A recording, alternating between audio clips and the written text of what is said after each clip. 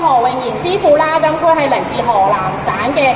嵩山少林寺嘅。咁佢15年咧就成為咗武術代表啦，更加喺好多唔同嘅國際比賽咧都攞過好多獎項，為香港攞到好多唔錯嘅成績㗎。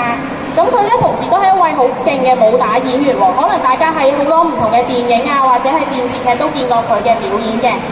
咁